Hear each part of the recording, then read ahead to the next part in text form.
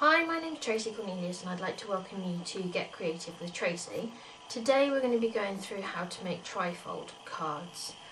We're going to be making one similar to this one due to the fact that I've had a number of comments with regards to how difficult it can sometimes be making male orientated cards. So the paper that we've used on this particular card is the Comfort Cafe. All details will be at the beginning of the video. And we've used two contrasting colours and matted everything up. Here's another one. This is used in the Twitter painted designer series paper and also some paper piercing. All measurements will be found on my blog, but I will just go through them before I cut up the paper. So we're going to start off with a 12 by 5.5 piece of cardstock. We'll then score it at 2 inches, 4 inches, 8 inches and 10 inches. Once you've done that on the landscape side, turn your cardstock to the portrait and then measure 1.5 inches in from the side. Once you've done that, you can then cut from the 2-inch mark to the 10-inch score mark as well, and then you're going to have a slit like this. So we're going to go ahead and do that. So I'm using the stamping trimmer. I love this piece of equipment because it has a full 15 inches going out to the side, and it also has a little section at the bottom so I can make sure that it all lies flat. We've also got a score blade as well as a cutting blade, so I can do everything on one. So I'm using some crumb cake 12 by 12 cardstock, and I'm just going to cut that one at 5.5 inches. So lining it up with my 5.5 inch mark and using the dark blade, which is the cutting one, just to go straight the way down. Now that I've done that, I can turn mine to the landscape and I can now score the lines. So as mentioned earlier, I want to score it at 2 inches, 4 inches,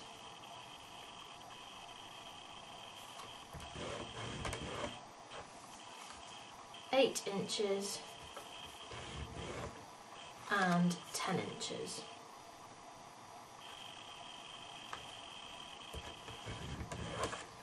Turn it back to the portrait and go 1.5 inches in. Move your scoring blade all the way to the top and move your cutting blade to the first score line, which is the 2 inch.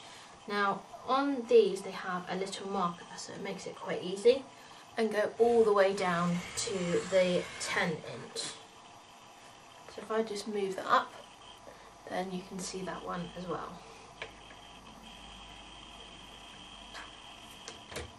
And then flip the card over and do exactly the same on the other side. So we're just going up to the first score line, which is the 2 inch mark, and then cutting down to the 10. And you can see that we've now got 2 slits in our card. So for the mats, again you'll be able to find all the measurements on the PDF download available on my blog. But what we've done is we've cut everything 1/4 of an inch smaller than each little section. So we've got 2 mats at 1 3/4 inches by 5 1/4, and these are going to be sat at the very ends. We then have 4 measuring 1 3/4 by 1 1/4, and they will sit in each of the 4 little sections here.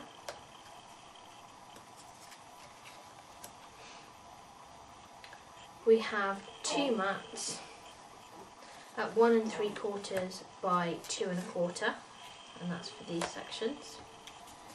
And then the middle, top and bottom are 3 3/4 by 1 1/4, And if you're doing a mat for the middle, then you're going to need to measure that one to 3 3/4 by 2 1/4. Now you will see that on this card I have done a middle section. I've got a middle mat and then I've layered on top and then stamped. Whereas the male card, or male trifold birthday card that I have on my blog doesn't have the middle section. I've stamped directly into the middle, the same as I've done for this one. So really it's going to be down to personal preference and your particular style of card. You're then going to need to cut your patterned paper. My patterned paper, all I've done is cut 2/8 of an inch smaller on the top and one of the sides, and then you'll see that I've got a nice small border to go all the way around. And so all I'm going to do now is adhere all of these pieces together. I use the snail adhesive purely because this is the easiest one for myself. It's mess free and it's so simple to use, but really adhesives are more down to personal preference. You could use the Anywhere glue or you could use Tombow, whichever one that you prefer really. And all you want to do is just line that one up.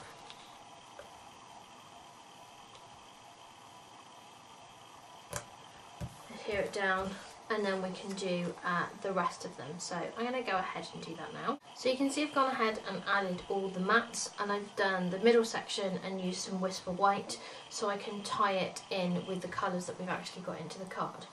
So now we're really looking as to how we're going to decorate the main feature of our card. One of the stamp sets that I really like at the moment is the From the Heart collection. So you basically can use whichever one that you want.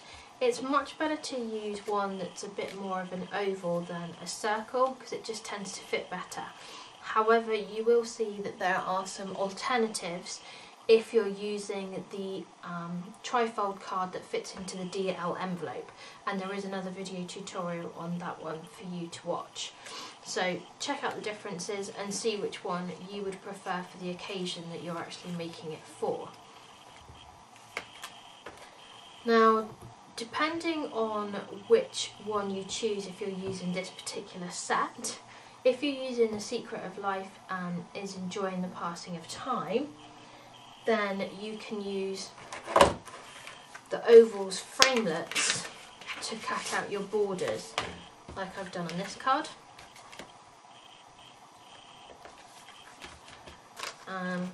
And they fit really well. So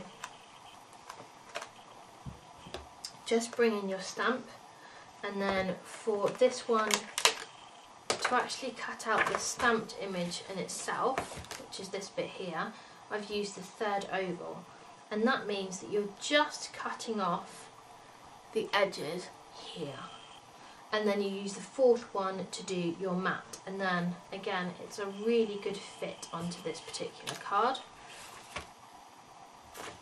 If you wanted to use the This Too Shall Pass, then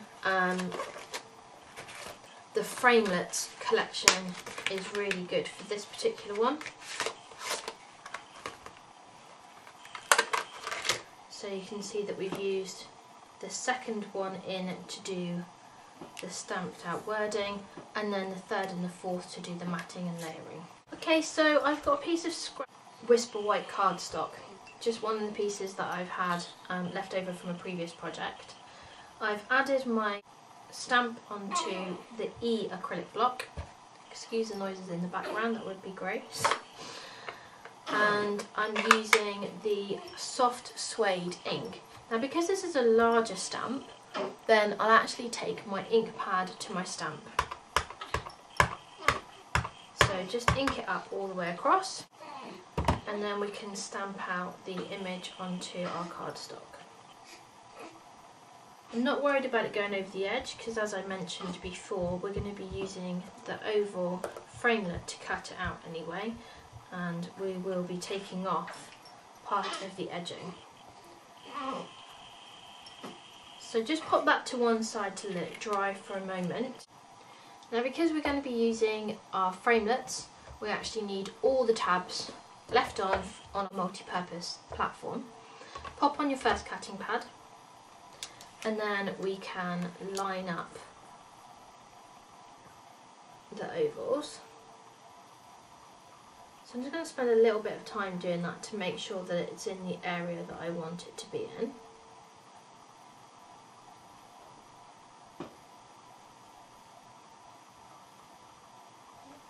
And to try and make sure that I've got an even border. Once I've done that, I use a post-it note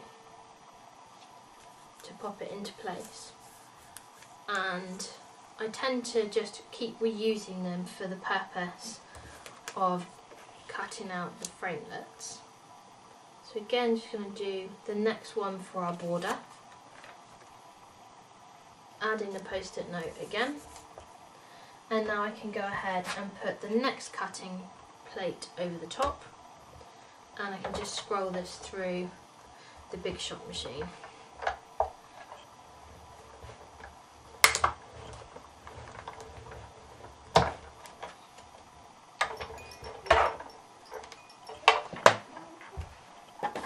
And then you can see that I will have cut out both of them at the same time. You can remove the post-it notes, like I said, and just save them for later.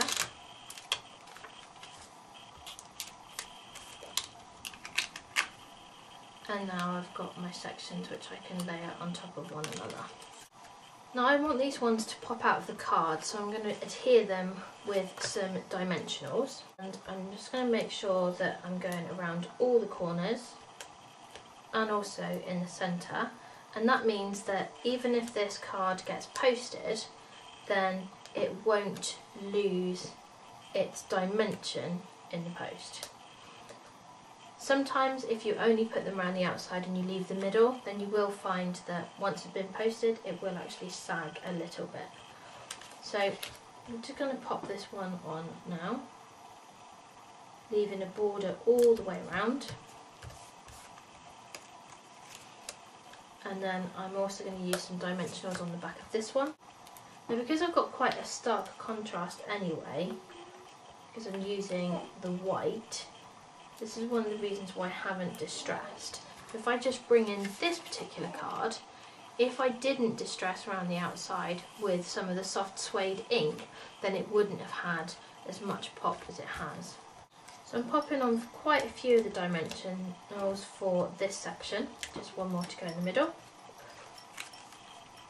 And then I can just take off all of the backing, and again that's just to make sure that I've got an even coverage and there aren't any sections that are going to sag. And then we can add this to the card.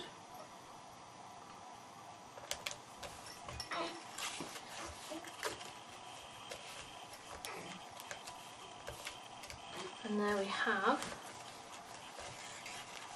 the major design part of our card.